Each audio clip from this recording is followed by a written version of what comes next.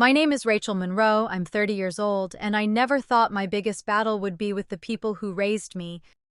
It happened on the most glamorous night of my sister's life, her wedding at the Plaza Hotel in Manhattan. Champagne flowed, a jazz trio played under golden chandeliers, and everyone was dressed like they belonged on the cover of Vanity Fair. Then came the slap. 1 second, I was politely refusing to hand over the condo I'd spent a decade building my life around. The next, my mother's hand cracked across my face so loud the entire ballroom went silent. "You're being selfish," she snapped. Her voice sliced through the silence like glass. I stood there, stunned. Not because it hurt, though it did, but because of how easily she turned on me. In front of hundreds of strangers. Because I said no. No, you can't have my condo. No, you can't rewrite my story. No, I won't sacrifice my life, again, for someone else's dreams. That condo back in Austin, Texas, overlooking Lady Bird Lake, it wasn't just a property, it was the monument to every sleepless night, every rejected offer, every dollar I saved waiting tables while earning my real estate license. It was mine. But to them, it was just leverage. What they didn't realize is that slap didn't break me. It woke me up. That was the moment I stopped being the dutiful daughter and became the woman who finally said, enough.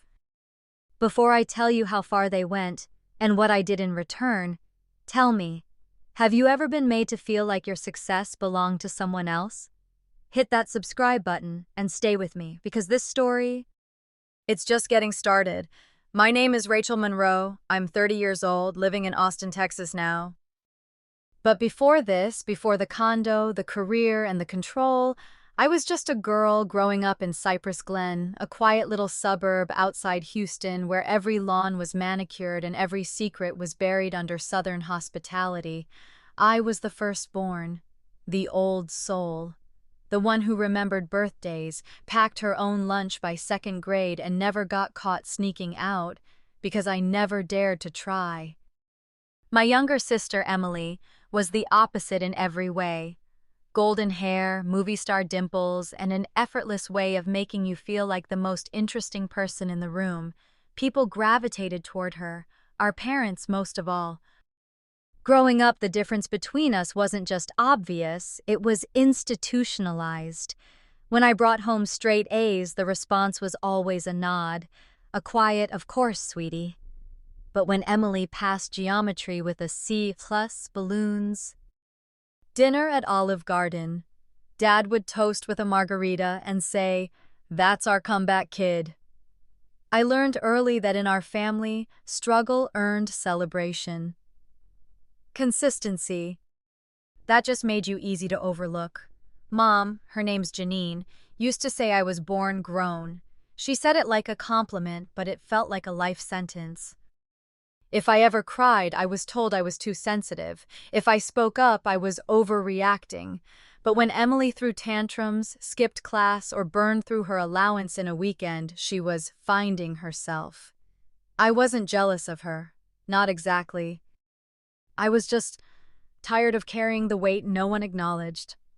Our dad, Richard, was a senior partner at a mid-sized law firm downtown. A deal closer, he liked to say. Mom used to act in local theater before she traded scripts for spreadsheets, becoming a full-time image manager for Emily, her social media, her outfits, her social calendar. She was never formally employed after Emily turned 16. I always joked that she went from community theater to managing a one-woman show. But it wasn't really a joke, not for me. While they were focused on branding Emily as the next Southern belle-turned-influencer, I was working 3 jobs to save for college. My parents made it clear. They'd saved for one daughter's education, and it wasn't mine. "We know you'll figure it out, Rachel," my mom said over dinner one night. "You always do." And that was the problem, wasn't it? Because the minute you become the one who always figures it out, people stop offering help. They start assuming you don't need it, that you're fine. Capable, bulletproof. So I went to college on my own dime, scholarships, grants, and a rotating schedule of part-time jobs. I cleaned dorm bathrooms. I tutored international students in English. I even took a seasonal job dressing up as a mall elf during Christmas, handing out coupons to frazzled parents while sweat pooled under my polyester hat. Graduating was the easy part. Getting a foothold in real estate during the recession was the real test. I started out cold calling expired listings for a broker who barely remembered my name. I worked in offices where I was mistaken for the intern, the assistant, even the caterer, anything but the agent. But I didn't quit. Every deal I closed, every contract I negotiated was a step toward the future I was building for myself, one they never thought to ask about. 5 years in, I'd carved a name for myself in Austin's competitive market. And at 28, I finally closed on my dream property, a 2-story penthouse on the edge of Lady Bird Lake, exposed brick, floor-to-ceiling windows, a rooftop garden where the air always smells like rosemary and wet stone after rain. It was everything I'd never been given, built entirely on everything I'd taught myself. When I held the keys for the first time, I cried. Not because I was proud, though I was, but because no one was there to celebrate with me. My parents came to visit once, just once.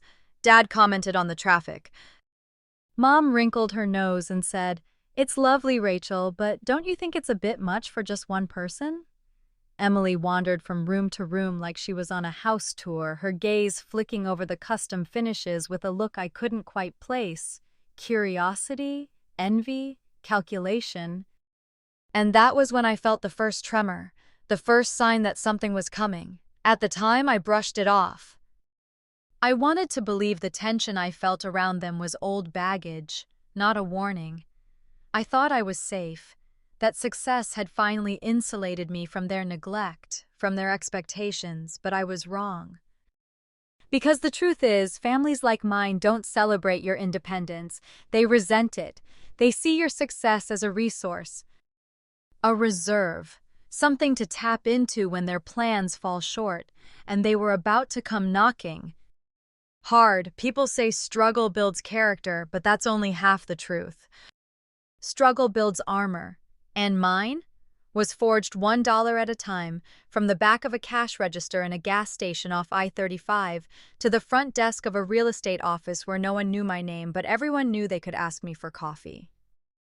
After college, I moved to Austin with 2 suitcases, a Honda Civic that wheezed every time it hit 50, and exactly $842 in my bank account. The city felt massive, alive, hungry, full of people who had connections, last names that opened doors, and families that underwrote their dreams. I had none of that. Just a LinkedIn profile, a thrifted blazer, and a belief that if I worked hard enough, someone would notice. Spoiler alert, no one did. Not at first.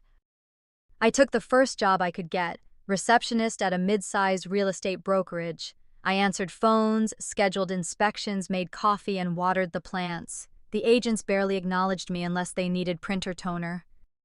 But I watched them. I listened. I paid attention to how they closed deals, how they handled objections, which listings moved and which sat stale. Then I started asking questions. At lunch, I'd sit in the break room with a notebook, scribbling market trends, zoning terms, and mortgage formulas like I was prepping for the bar exam. I memorized neighborhoods the way other people memorize song lyrics. I knew which side of South Congress had better school ratings, which zip codes had the fastest appreciation, which buildings were rumored to go condo next quarter. Still, it wasn't enough. I needed a license. But getting one meant taking time off work, unpaid, and paying for the course up front. So I bartended on weekends, took online classes at night, slept 4 hours a day, and 6 months later I passed the state exam on my first try. That should have been the turning point. But no one hands you clients just because you passed a test. For my first year as an agent, I sold nothing. 0. I wore holes in my heels walking open houses that no one visited. I cold-called expired listings until my voice went hoarse. I offered to stage homes for free just to prove I was hungry. I drove people across the city for showings that ended in, "We're gonna keep looking." and I swallowed my pride every time a client ghosted me for someone with a bigger name. There was one month, July, peak Texas heat, where I lived off saltines and ramen so I could keep my car fueled. I'd park 3 blocks from showings just to avoid anyone seeing the peeling paint on my bumper. But I didn't stop, because every rejection brought me closer to someone who'd say yes. And then it happened. A retired couple, Barbara and Jim Kessler, walked into the office looking for help downsizing. Everyone else was too busy to take them. I wasn't.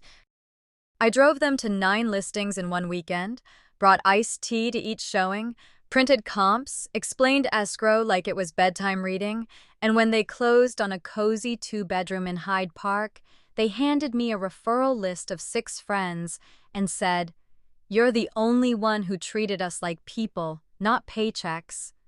Those 6 turned into 10, 10 turned into 30, and by the end of year 2, I was no one's assistant. I was a top 5 producer in the firm. The week I hit my first 6-figure commission, I stood on the edge of my mattress-thin balcony, still in the same cramped apartment I'd started in, and cried until the sun came up. Not from joy, from release. Every struggle, every no, every night I cried into stale grocery store wine and whispered, "Keep going," to myself in the dark. It had all led here. But success, real success, is quiet. No one throws you a parade when you make your first $250,000. No one offers to take you out for steak when you finally get off food stamps. You just keep going, keep climbing, until one day you realize you're not fighting to survive anymore. You're fighting to protect what you've built. By 28, I'd saved enough to start looking for a place of my own. Not a rental, not a flip, a forever home. I toured 17 units before I found it, a 2-story penthouse on the edge of Lady Bird Lake. It wasn't flashy, no concierge, no rooftop pool, but the view. The view made my heart stop. East-facing floor-to-ceiling windows that caught every sunrise, exposed brick with warmth and texture, a wraparound terrace where I could grow herbs, maybe host friends someday. It needed some love, but I saw myself in that space. Strong, quiet, unexpected. It was listed at $1.4 million, way above my comfort zone, but I ran the numbers, negotiated like hell, locked in a historically low interest rate. And on a crisp Monday morning, I signed the deed. I still remember the moment the agent handed me the keys. She said, "Congratulations," and I nodded, smiling. But when I got to the front door, I hesitated. I slipped off my shoes, walked inside barefoot, and just stood there. There's something about silence when it's yours. Not lonely, sovereign. Every creak in the floorboard, every echo off the brick, every beam of light. Mine. I didn't throw a housewarming party. I didn't post it online. I made myself a cup of tea, sat on the floor, and listened to the city hum below me because I had done it. No trust fund, no co-signer, no mom and dad bailout, just grit, strategy, and the absolute refusal to quit. When my parents came to visit 6 months later, Mom walked in, arms crossed, and said, "It's lovely, Rachel, but all this space, for one person?" I just smiled, because what they didn't understand, what they never would, is that this place wasn't about space. It was about sovereignty, about building something so solid no one could take it away, or so I thought. But I hadn't accounted for one thing. Families like mine don't ask, they expect. And they were about to come for the one thing I had truly made mine. Looking back, the signs were always there, not in flashing neon, not in screaming matches or slammed doors. No, my family operated like a slow leak, quiet, persistent, and easy to ignore until everything around you is soaked and sinking. After I bought the penthouse, something shifted. At first it was subtle. "Wow, Rachel," Mom said during her first and only visit. "I'm impressed. You did all this on your own?" Her tone was sweet, but her eyes scanned the marble countertops like she was hunting for a flaw. Dad walked over to the glass balcony, hands in his pockets. Lot of responsibility for one person, he murmured. Hope you didn't overextend yourself. They didn't ask how I'd pulled it off. Didn't ask what it meant to me, just planted seeds of doubt like they were doing me a favor. Emily, of course, walked in like she was casing the place for an HGTV special. Ooh, is this restoration hardware? God, this is perfect for a photo shoot. You're so lucky, Rach. Lucky. I wanted to scream. This wasn't luck. This was 12 years of blood, stress rashes, ramen noodles, and deals salvaged from the brink of collapse. But in my family, success wasn't something you earned. It was either given or taken, and if you'd earned it without their help, it didn't count. A few weeks later, Mom called to say Emily had quit her job again. Some startup that didn't appreciate her creativity. I bit my tongue. It was the third job she'd left in less than a year. She's just figuring things out, Mom said. How many times does she get to do that? I asked. She's still young. She's 27. You were always the stable one, she replied like it was a compliment. But it felt like a cage. Stable meant dependable, and dependable meant disposable. They leaned on me for everything, but they never leaned toward me. Like when Dad refinanced their mortgage and needed help reading the disclosures, or when Emily needed a letter of recommendation for a program she never completed, or when Mom borrowed my Uber account for 2 months and ran up a $600 tab. I didn't complain, because that's what I'd been trained to do. Be the helper, the backup, the one who doesn't need thanks because she's just built that way. But it wasn't just favors. It was the language, the casual way they spoke about me, even in front of me. Rachel's doing fine, Mom would say, smiling brightly while pouring Chardonnay for dinner guests. We don't have to worry about her. And they didn't, not once. They didn't worry when I was scraping together rent in college. They didn't worry when I had surgery and paid every cent out of pocket.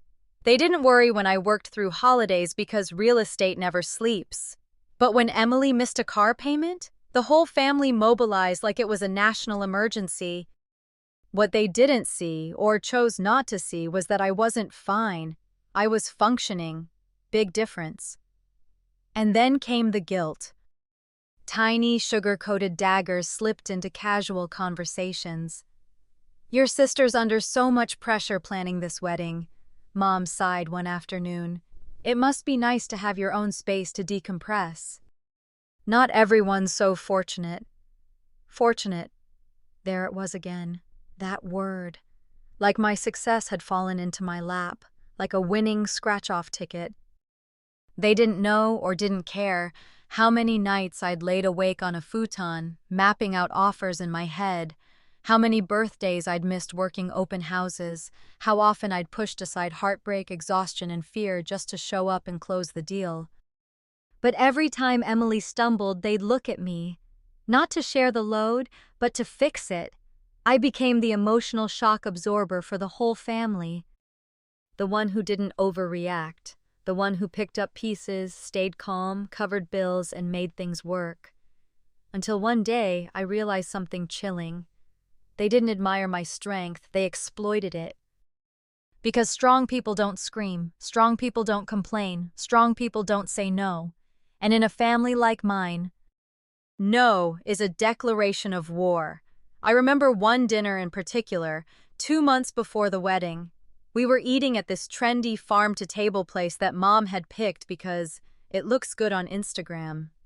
She kept snapping photos of the food while Emily scrolled through Pinterest boards for floral arrangements. Are you bringing a +1 to the wedding? Emily asked, not looking up from her phone. Probably not, I said. Been too busy for dating lately. Well, make sure your condo's clean, she replied. We might do some of the bridal prep there. Hair, makeup, pre-ceremony photos. The lighting is amazing. I blinked. Wait, what?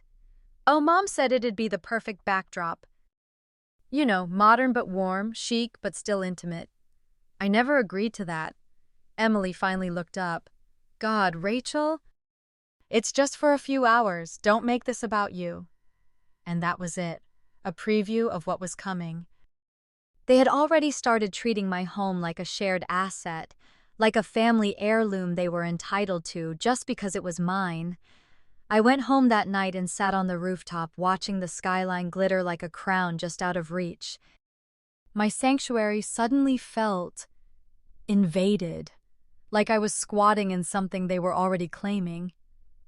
That night, something in me shifted.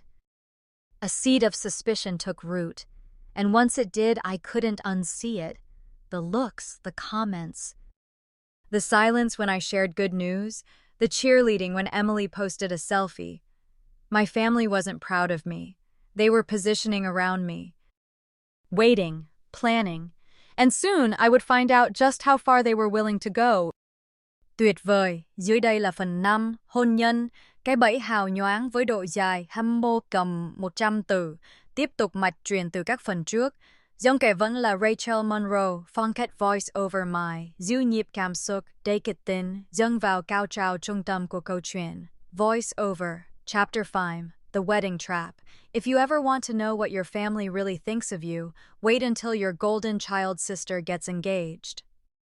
The phone call came on a Thursday morning. I had just wrapped a final walkthrough with a client, first-time home buyers who'd cried tears of joy when I handed them the keys. I was sipping my coffee on the patio of my favorite cafe, finally allowing myself a moment of peace when my phone buzzed. Emily's name lit up the screen. "Guess what?" she squealed the moment I answered. "Brandon proposed." On his family's yacht, at sunset, with his grandmother's ring. She was breathless with excitement.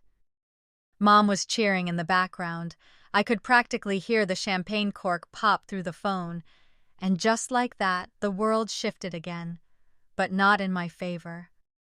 Brandon Callahan, of those Callahans, old Houston money. Oil, land, politics. On paper they were royalty.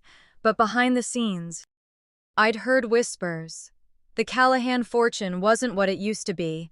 The estate was heavily leveraged. Brandon's trust fund was real, but locked until he turned 35. Still, the branding was impeccable.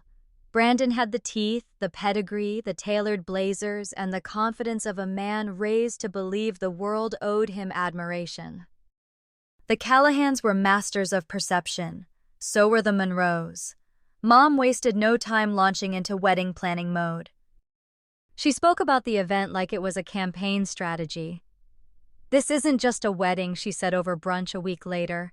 "It's a legacy merger." Her eyes gleamed when she said it. Like Emily's marriage was a strategic alliance that would elevate our entire family. There were mood boards, Excel sheets, venue tours. Dad called it an investment in our social capital.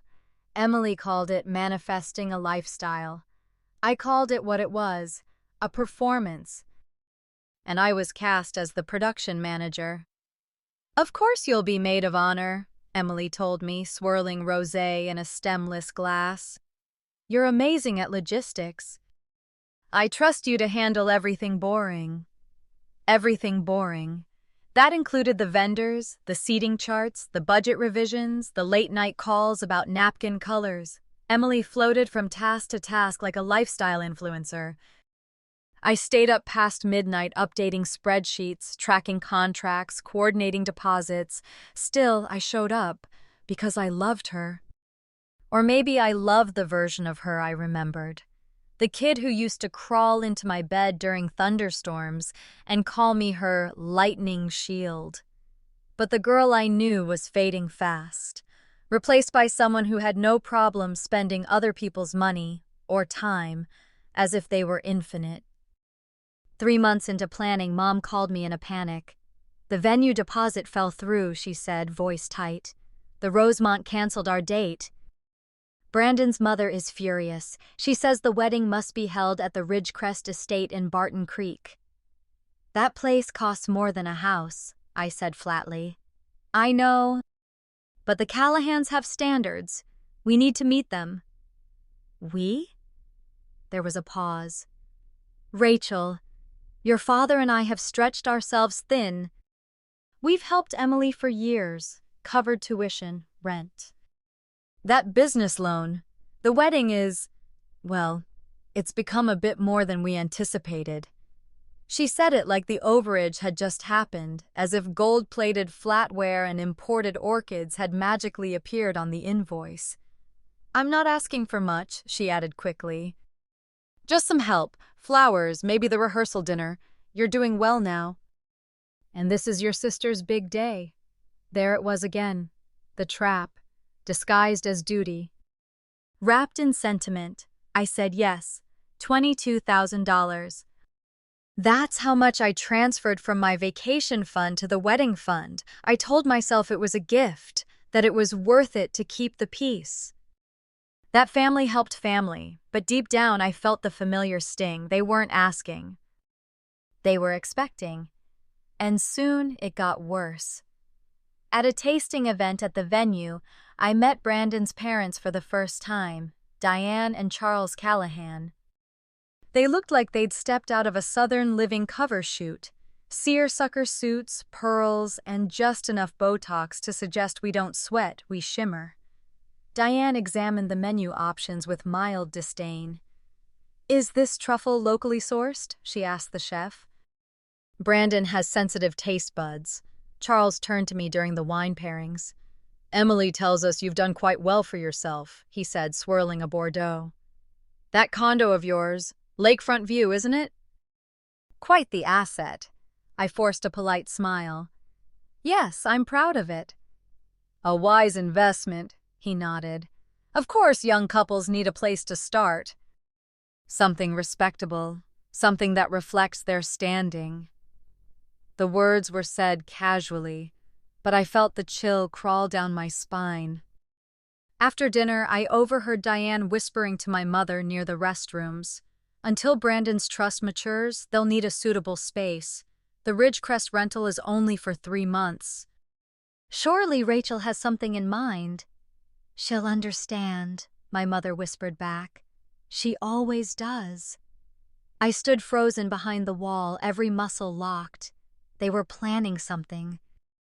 And they assumed I would comply. That night, I tossed in bed until 3 a.m., replaying the words, the looks, the casual mentions of my home as if it were up for negotiation. As if I had no say in it. The next morning I called Naomi, my best friend since college, now a corporate finance analyst with a side hobby in investigative digging. I think they're going to ask for my condo, I said. No, Rach, she replied without missing a beat. They're not going to ask. They're going to take, unless you stop them. I wanted to believe she was being dramatic. But in my gut, I knew she was right. Because when your family has always treated your success like a resource and your silence like consent, it's only a matter of time before they cross the line. And the Callahans. They were already measuring my walls for drapes. Naomi was right. She always had a sixth sense for things that didn't sit right, even when I was still trying to give people the benefit of the doubt.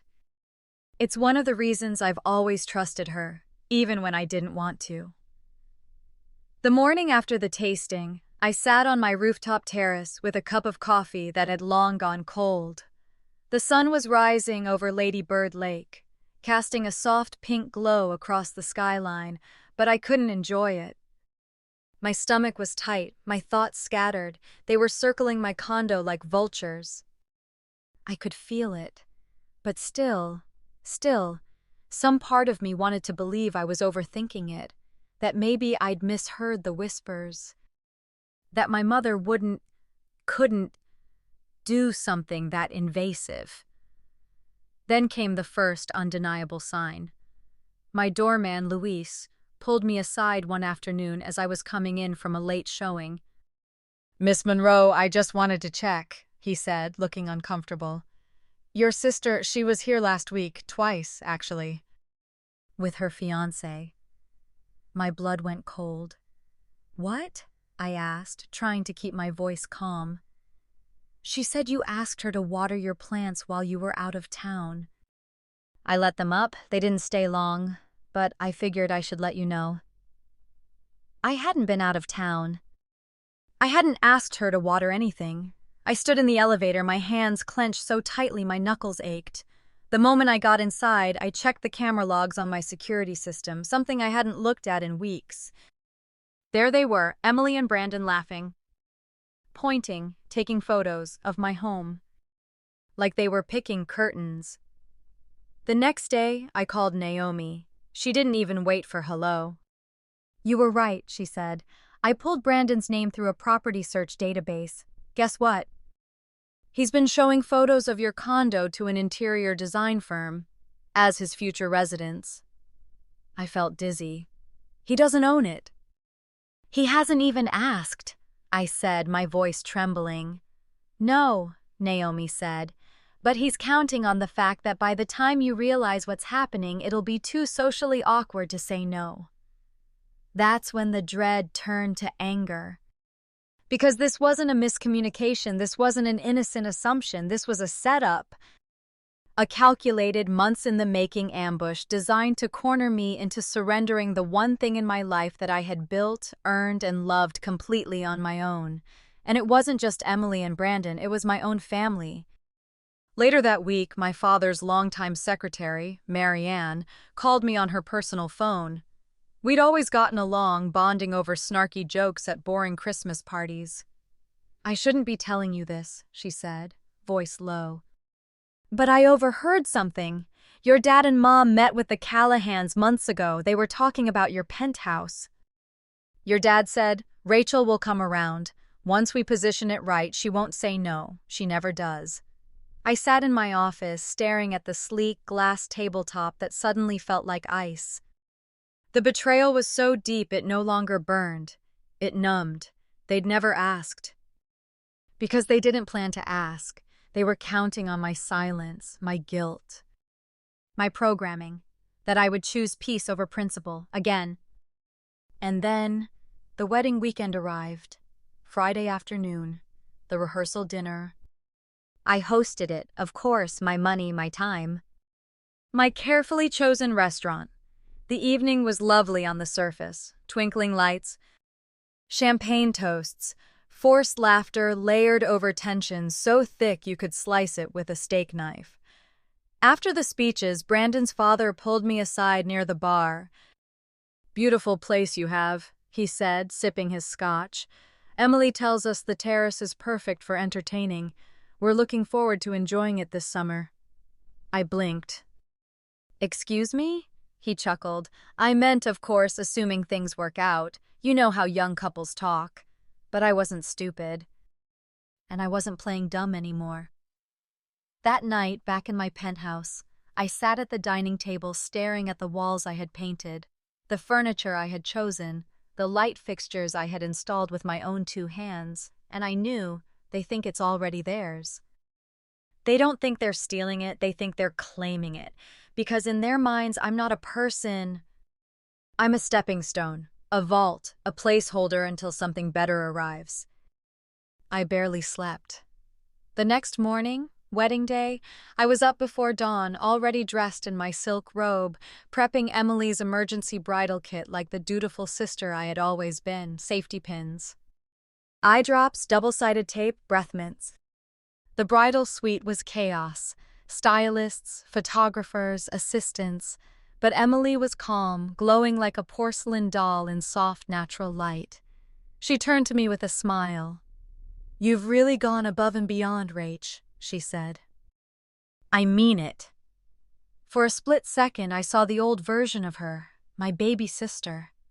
Before the branding, before the performances, and my heart twisted with a longing I couldn't name. "Thanks," I said, adjusting her veil. "That means a lot." I wanted to believe that smile was real, but deep down I knew better. Because that very night, behind closed doors, in a wood-paneled library lined with Callahan portraits and secrets, they were going to make their move. And when they did, they wouldn't be asking. They'd be informing. And that, right there, was going to be their biggest mistake. Because the girl who never said no, she was gone. The ceremony was beautiful, flawless even. If you didn't know the truth, you would have thought it was a fairy tale. A warm Texas breeze, lace and champagne, soft jazz echoing off the limestone walls of the Callahan estate. Emily looked radiant in her custom gown, Brandon beamed like a Kennedy, and my parents wept happy tears in the front row as if nothing had ever gone wrong. I stood next to my sister, hands steady, smile in place, while every nerve in my body screamed, because I knew what was coming. I knew what they had planned, and I was done pretending I didn't. The reception was held inside the estate's grand ballroom. Vaulted ceilings, antique chandeliers, gold-trimmed everything. I had just finished bustling Emily's dress and coordinating the bridal party entrances when my father appeared beside me. "Rachel, a word?" His voice was calm, measured. The tone he used when trying to sell a verdict he'd already decided. I followed him down the hallway. We passed clusters of laughing guests, waitstaff balancing trays of caviar, floral arrangements so extravagant they looked artificial. Every footstep echoed louder than the last.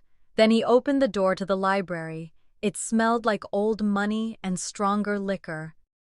Inside stood my mother, Brandon, and Emily, still in their wedding attire, and Brandon's parents, Diane and Charles, perched on leather armchairs like royalty holding court. For a brief moment, no one spoke. Then Mom stepped forward, smile tight, voice syrupy. "Sweetheart, we wanted to speak with you privately, as a family." My shoulders locked. "About what?" Diane folded her hands. "We've been discussing Emily and Brandon's living arrangements." "More specifically," my father added, "the importance of starting their life together in a space that reflects their future." Charles nodded. "First impressions matter in this city. Location is currency." I said nothing. I didn't have to. Because I already knew where this was going. My mother continued, stepping closer. "Your penthouse is perfect, Rachel. Elegant. Central. It sends the right message. And it's just you in there." "No," I said. She blinked. "I'm sorry?" "No," I repeated. "The penthouse isn't available. Not for you, not for anyone." A pause. The kind of silence that buzzes in your ears. My sister's voice cut through it, shrill beneath the bridal glow. "Rachel, come on. It's not like we're asking to keep it forever, just until Brandon's trust activates. A year, 2 max." "And where exactly am I supposed to live?" I asked. My mother smiled as if she were suggesting brunch. "Emily's apartment is just sitting there. It's perfectly fine for one person." I almost laughed. The suggestion was so absurd it felt like satire. Emily's place was a 1-bedroom above a vape shop with no elevator, frequent plumbing issues, and neighbors who played EDM at 3 a.m. "Or," Diane offered, "we do have a guest house in Westlake. You'd hardly even notice it's on the property." I looked at her, really looked, and realized she believed that was a generous offer. Not a favor, a solution, one that required me to shrink so they could expand. "No," I said again, louder this time. "I'm not giving up my home." Brandon finally spoke, arms crossed, voice oily with entitlement. "Rachel, be reasonable. We're starting a family. You're one person with a 2-story property. How does that make sense?" I turned to face him. "It makes sense because I worked for it, because I built it, because I sacrificed for it." "You don't get to have it just because it's convenient." Emily's cheeks flushed. "So you're punishing us? Because Mom and Dad helped me more?" "This isn't about punishment," I snapped. "This is about boundaries, something none of you seem to understand." That's when my mother stepped forward, eyes wild, voice sharp. "Rachel Monroe, don't you dare ruin your sister's wedding with your selfishness." And before I could respond, before I could even breathe, her hand connected with my face. Hard. The slap echoed off the mahogany shelves like gunfire. Time froze. Everyone stared. Even Brandon looked stunned. I stood perfectly still, one hand pressed to my cheek, the sting blooming across my skin like fire. My voice, when it came, was quiet. I didn't yell, I didn't cry. I just said, "You lost the right to call me selfish the moment you planned to steal from me." And then, I turned. I walked past the Callahans, past the shocked expressions, past my sister clutching her dress like she was the victim. I walked down the hall, through the ballroom where music was playing and guests were laughing, completely unaware that a war had just begun down the corridor. Outside, the air was crisp, the stars were out. I got into my car, hands still trembling, and drove away. No one followed, no one called, and I didn't look back. That night, sitting barefoot on the cold marble floor of my penthouse, I stared out at the skyline and realized something fundamental had changed. Not just between me and my family, but in me. They had spent years training me to put everyone else first, to be the good daughter, the quiet achiever, the dependable one. But they forgot something. You can only push someone so far before the silence turns into steel, before the good daughter becomes something else entirely. Not bitter, not broken, but done. The morning after the wedding, I woke up in my penthouse with a bruise on my cheek and a storm in my chest. I didn't move for hours, just sat on the terrace in my robe, clutching a mug of black coffee, staring at the Austin skyline like it might offer me an answer. Something about that silence felt final. Like a door had closed, and I hadn't just walked through it, I'd slammed it shut behind me. The text started around 8 a.m. From my father. "Your mother is distraught. You need to apologize for causing a scene." From Emily. "Thanks for ruining my wedding night. Everyone's talking about you." From aunts and cousins I hadn't heard from in years. "Family comes first." That was out of line, Rachel. "You should be ashamed." Only one message felt real. Naomi. "Heard what happened. They crossed a line. Call me when you're ready." I didn't call anyone that day. I didn't post, didn't vent, didn't spiral. I went quiet, because while they were busy crafting a narrative, I was preparing a response. And not the kind they were expecting. 3 days later, I met Naomi at our usual wine bar in East Austin. We chose a quiet corner. I told her everything, the confrontation, the slap, the entitlement. She listened, eyebrows knit, fingers tapping against her glass like a warning siren. "I knew they were manipulative," she said finally. "But this was orchestrated." I nodded. "It wasn't emotional." "It was tactical." "Then we treat it like a paper trail," Naomi said. "Let's follow the receipts." Turns out, my family hadn't just plotted to use my home.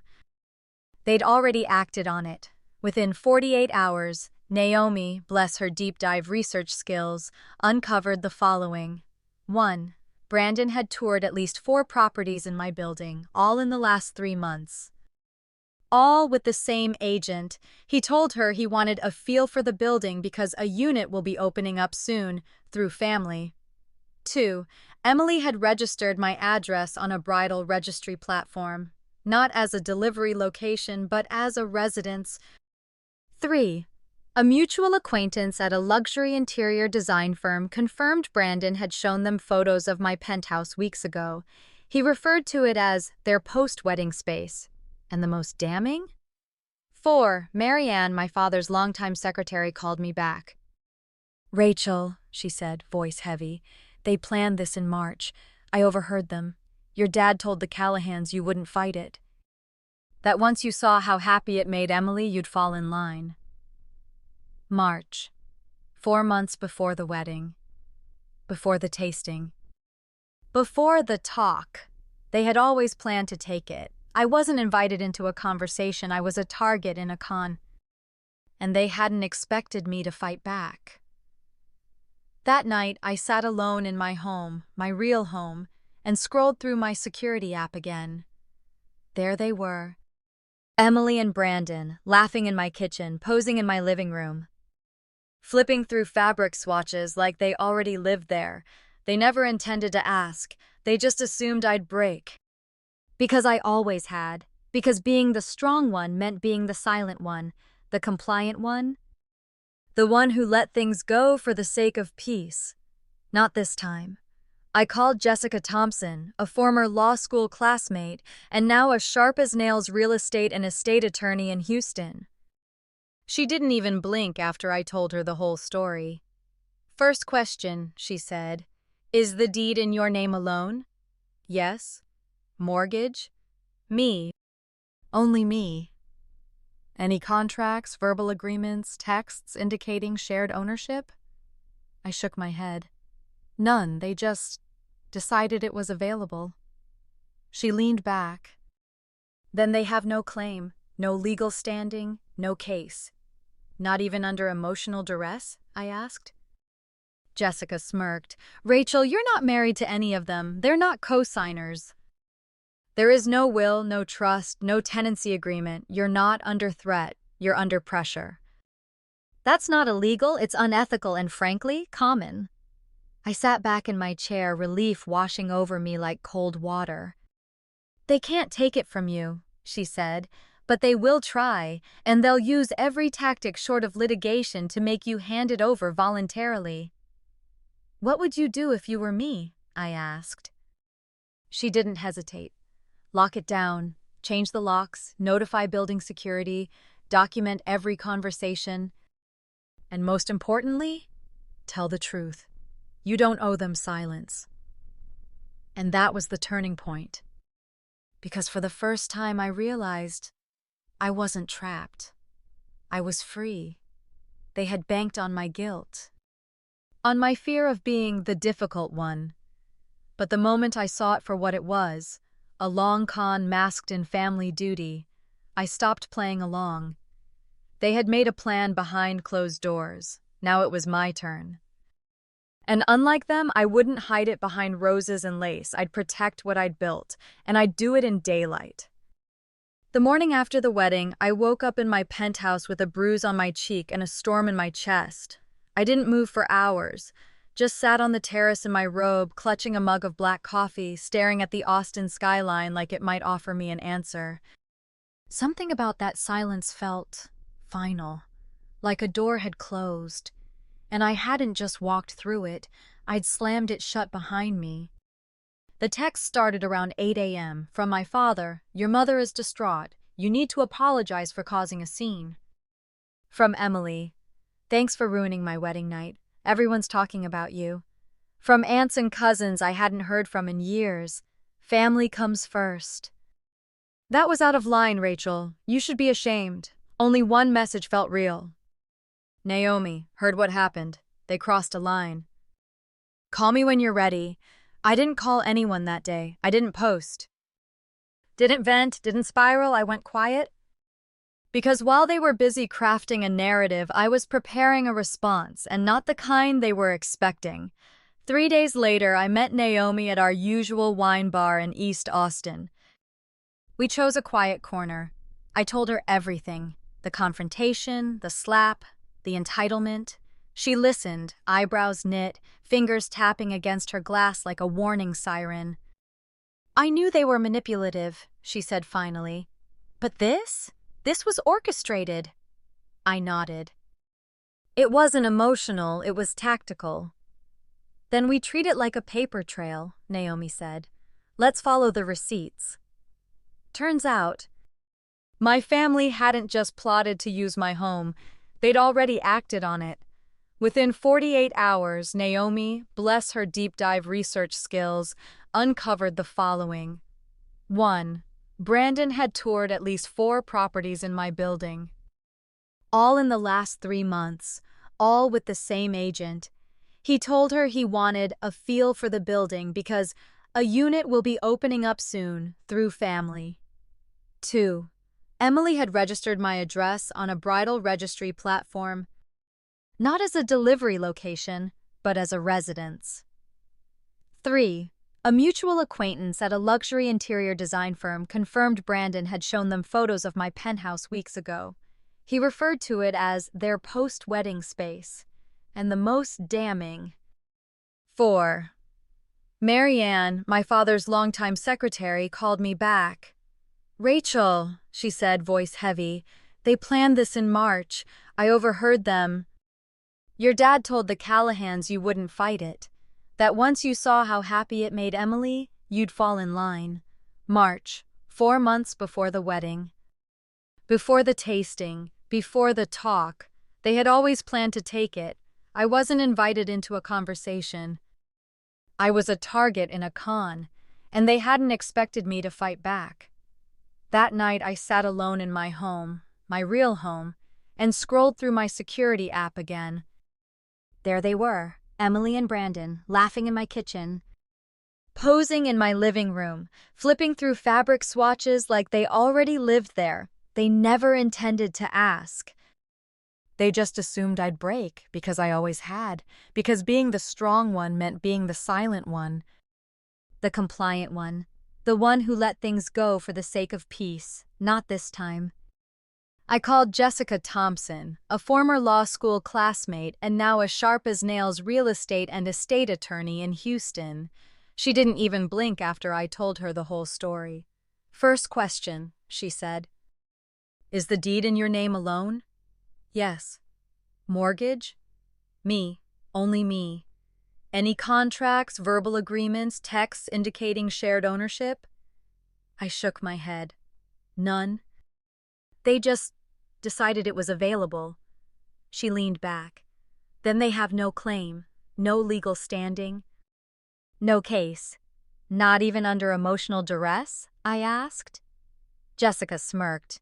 "Rachel, you're not married to any of them. They're not co-signers. There is no will, no trust, no tenancy agreement. You're not under threat. You're under pressure. That's not illegal, it's unethical, and frankly, common." I sat back in my chair, relief washing over me like cold water. "They can't take it from you," she said, "but they will try.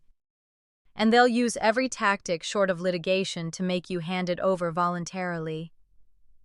"What would you do if you were me?" I asked. She didn't hesitate. "Lock it down. Change the locks, notify building security, document every conversation, and most importantly, tell the truth. You don't owe them silence." And that was the turning point, because for the first time I realized I wasn't trapped.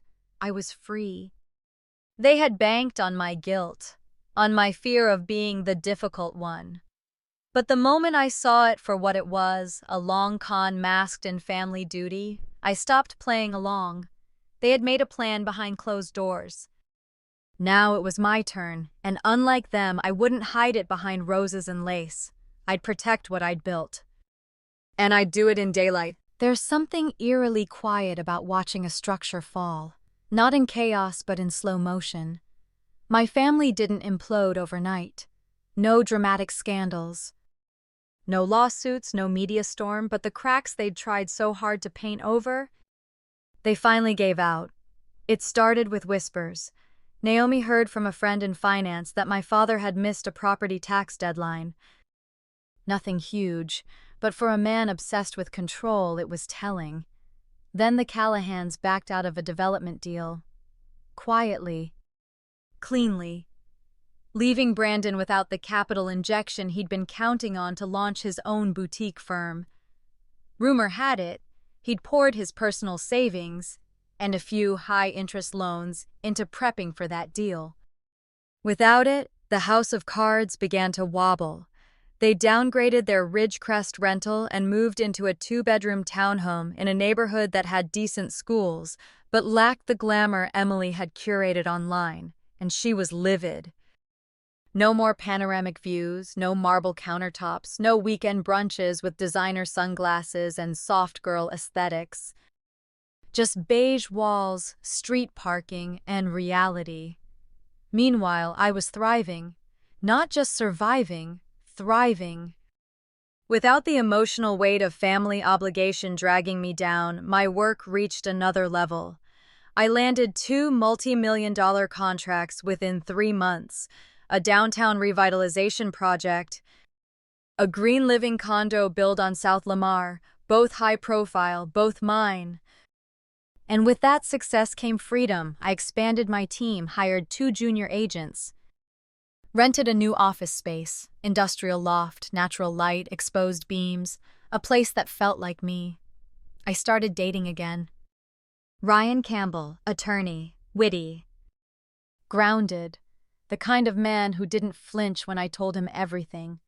The slap, the penthouse scheme, the betrayal. He listened. He didn't try to fix it. He just said, "Sounds like you learned the hardest lesson early, where love ends and control begins." We didn't move fast.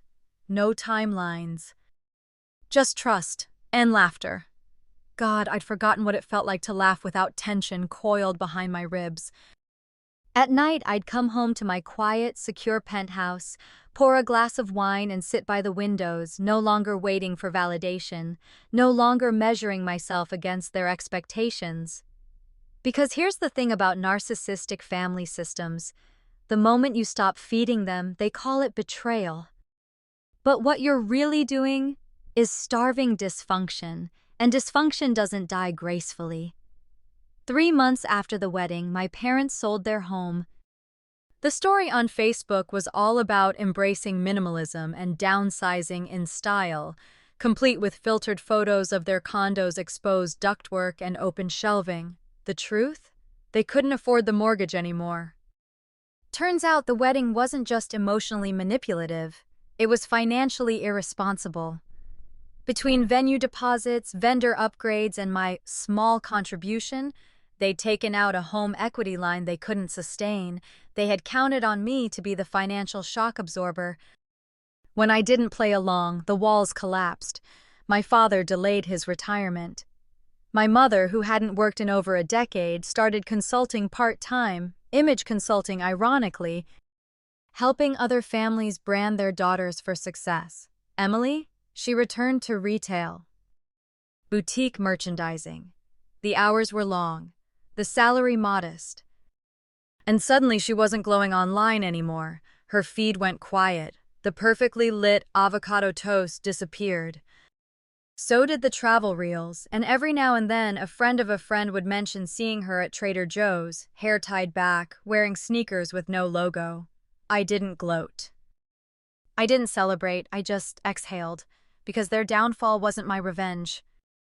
My success was, not just in career or finances, but in identity, in learning that I didn't need to be the nice one to be the right one, in understanding that boundaries aren't barriers, they're bridges toward peace, purpose, and people who respect your space.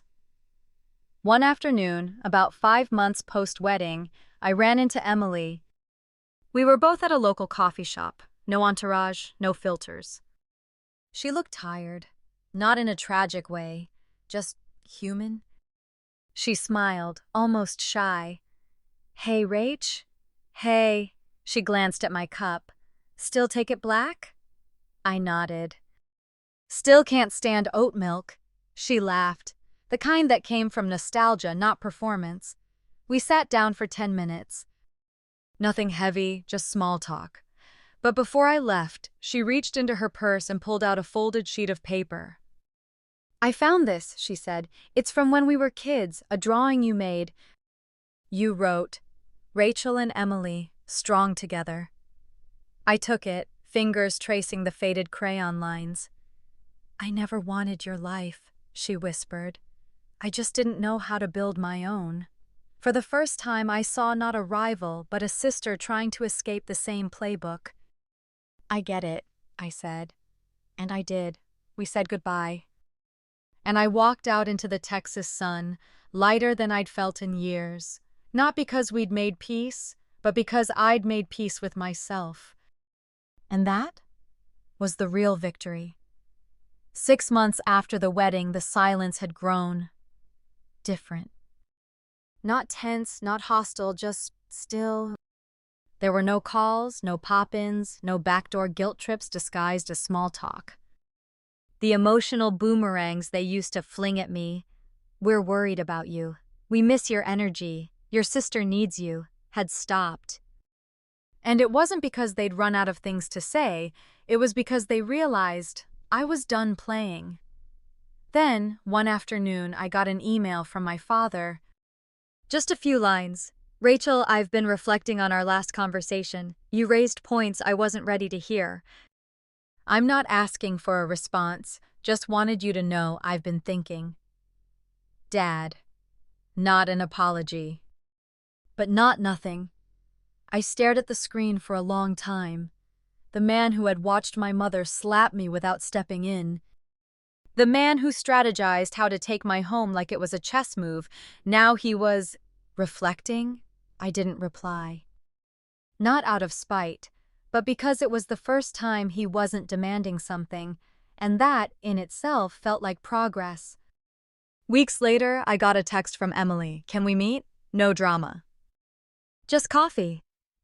We met at a bookstore cafe near downtown, a neutral place. No wedding energy, no power plays, just two sisters with paper cups and tired eyes. She looked smaller than I remembered, not physically, just less inflated. Less curated. "You look good," she said, almost surprised. "Thanks." We sipped in silence. Then she said it. "I messed up with the apartment?" "With you. I knew what they were planning, I just didn't stop it." I told myself you'd understand once it all fell into place. I nodded slowly. "I was supposed to protect you," I said. "And instead I became the tool they used to prop you up." She flinched but didn't argue. Then, softly, "I thought you had everything. Your career, your independence. I didn't see how hard you worked for it, because I never had to work that hard." We didn't hug, we didn't cry. But we sat there, for the first time in years, as two adults facing truth instead of playing roles. That was the first step. Not a reconciliation. A reckoning. Since then, our relationship has been cautious, like relearning how to walk across a cracked floor. We don't talk every week, but when we do, it's honest. We don't pretend. And honestly, that's better than pretending we were fine when we never were. As for my mother, she remains a fortress. Occasionally, she sends messages laced in guilt, wrapped in nostalgia. "I cry at night wondering where I went wrong with you. You used to be so sweet." Family should always come first, but now I see through the sugar. What she mourns isn't me. It's her version of me, the quiet daughter, the fixer. The fallback, that version is gone, and I don't grieve her. Because in her place stands a woman who knows the difference between loyalty and self-destruction. A woman who understands. You can love your family and leave their dysfunction. You can forgive someone without reopening the door. You can choose peace without choosing silence. One night, Ryan and I were making dinner, chopping vegetables, jazz playing low in the background, when he asked, "Do you ever miss them the way it used to be?" I thought for a second. Then I said, "I miss who I pretended to be. I miss believing that if I just worked hard enough, they'd see me. But no, I don't miss the version of us that only worked when I disappeared." He nodded quietly. Because he got it. Some relationships are gardens, they bloom when tended. Others? They're weeds in disguise, growing only when they choke the life out of everything else. And the greatest act of healing is learning to stop watering what poisons you. People love to confuse boundaries with betrayal, especially when you've been the one holding everything together for years. The quiet achiever, the helper, the strong one. They praise you for being reliable until you stop being available. Then suddenly, you're cold. You're distant, you're selfish, but let me tell you something they won't. Self-respect is not selfish. It's survival. It's the moment you realize that peace isn't just the absence of conflict, it's the presence of clarity. And once you see clearly, you can't unsee it. For most of my life, I thought love meant sacrifice. That family meant keeping the ship afloat, even if I drowned doing it. I believed that success didn't count unless it was shared. That silence was noble. that being needed was the same as being valued. I was wrong. Need is not love, control is not care, and silence is not strength when it's used to keep you small. When my family tried to take my home, the literal roof over my head that I built with my own grit and sleepless nights, they weren't just asking for space. They were testing my identity. They wanted to see if I would still play the role, still bend, still make myself small so they could stand taller. And when I said no, when I stood my ground, they called me ungrateful, dramatic. Difficult, but the truth is, I was done being easy, because ease is how they slip the knife in. I've learned that real love doesn't ask you to abandon yourself. It doesn't ask you to mortgage your dignity for the greater good. Real love cheers for your boundaries. Real love doesn't require sacrifice. It respects choice. And if that makes me selfish, then I'm finally okay with that label, because the version of me who never said no, she was exhausted, she was empty, she was easy to manipulate. And she's gone now, replaced by someone who understands that protecting your peace isn't punishment, it's preservation. So if you're listening to this and your heart's racing because something about it feels too familiar, maybe it's your family, your partner, your workplace, hear this clearly. You are allowed to say no. You are allowed to protect what you've built. You are allowed to want more than survival. You are allowed to stop setting yourself on fire to keep other people warm. You are not wrong for drawing a line. You are not mean for walking away. You are not broken for needing space. You are not selfish for choosing you. Because here's the truth, they don't teach us as girls. Being a good person doesn't mean being a perpetual sacrifice. Being generous doesn't mean being available to people who weaponize your kindness. And being successful doesn't mean you owe anyone a piece of what you've earned, especially if they watched you suffer for it in silence. You owe no one access to your hard work. You don't have to prove your pain to justify your no, and the most radical act of healing you can do is to protect your peace out loud, without apology, without guilt, without shame. So no, self-respect is not selfish, it's sacred, and it's yours to keep. If there's one thing this journey has taught me, it's that the cost of peace should never be you. I spent years trading pieces of myself to keep the family peace. Swallowed disrespect, minimized betrayal, laughed when I wanted to scream. Until one day they asked for the last thing I had, my home. Not because they needed it, but because they thought they deserved it. And when I finally said no, they didn't just get angry, they got vindictive. But that moment, that slap in the library, was the best thing that ever happened to me. It cracked the illusion wide open, because real love doesn't guilt you into sacrifice. Real love doesn't require silence. And family? Family isn't who demands the most. It's who respects the boundaries you fought to build. So if you're standing where I stood, torn between keeping the peace and keeping yourself, choose you. Every single time. Because protecting your peace isn't rebellion, it's revelation, and that's where freedom begins. Have you ever had to choose between protecting your peace and pleasing your family? I want to hear your story. Drop a comment below. What boundaries have you had to set, and what was the cost? And if this story hit home, don't forget to like, subscribe, and share it with someone who needs this reminder today.